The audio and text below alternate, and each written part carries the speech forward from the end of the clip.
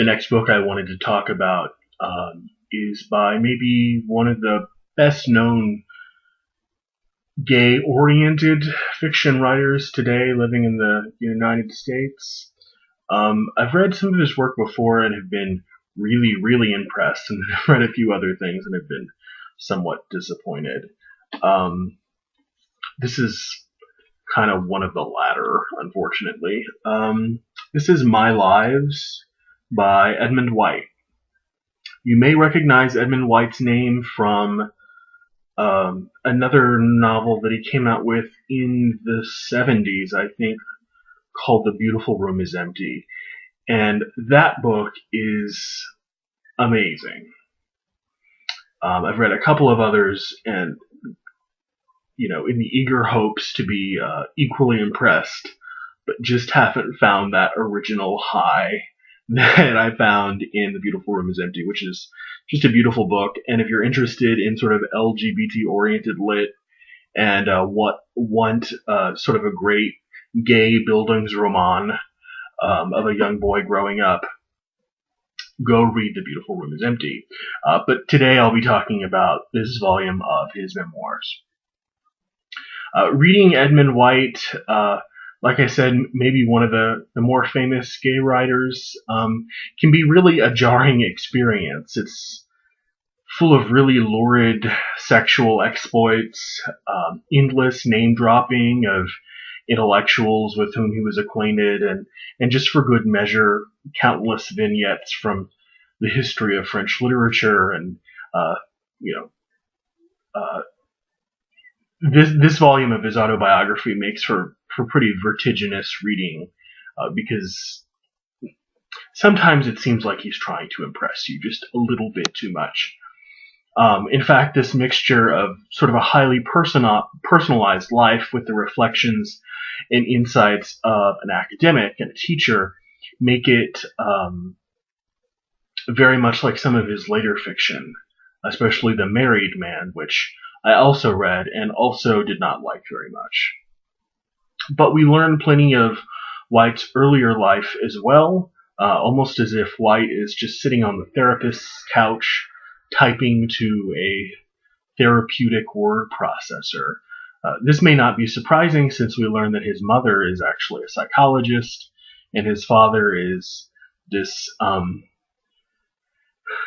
how stereotypical is this? A loud, abusive, overbearing drunk.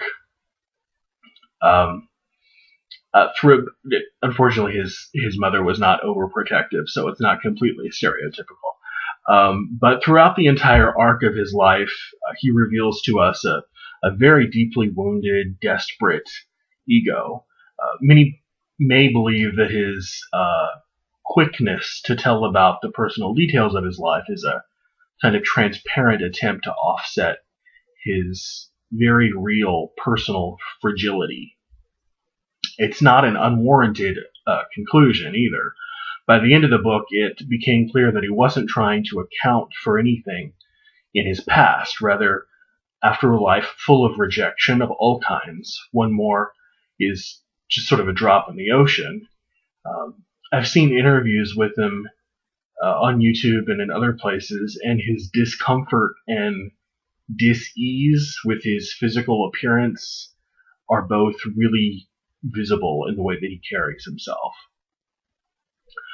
Structurally speaking, this autobiography is an interesting one. While most are broken down into sort of chronological chunks, these chapters are divided into interests or experiences, from the banal to the more explicit. So you have chapters titled My Women, like his mother, My Genet, which tells about his relationship with Jean Genet. Also, he wrote a biography, I think, of Jean Genet, and My Blondes. So he likes blondes, apparently. In almost all of these, he seems to want to showcase his cynicism and his intellectual seclusion and his jadedness almost. Like this would be attractive to a reader in the form of an autobiography. I suppose to some people it might be, but it sort of turned me off, at least.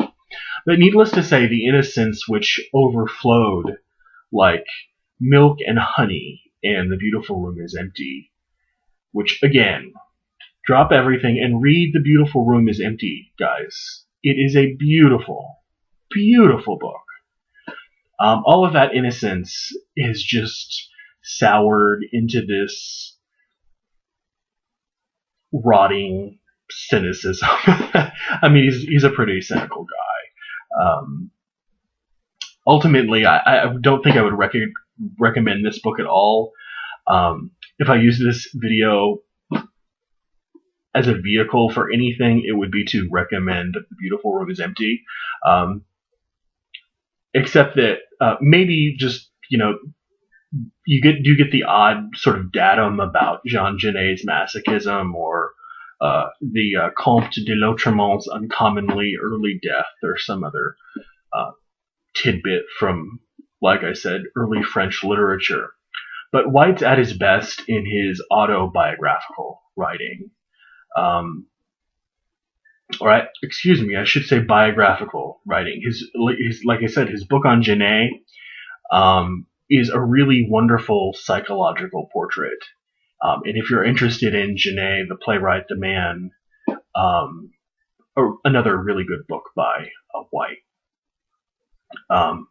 White's autobiographical writing, at least as far as I've encountered it thus far, contains a little bit too much treacle and self-loathing for me.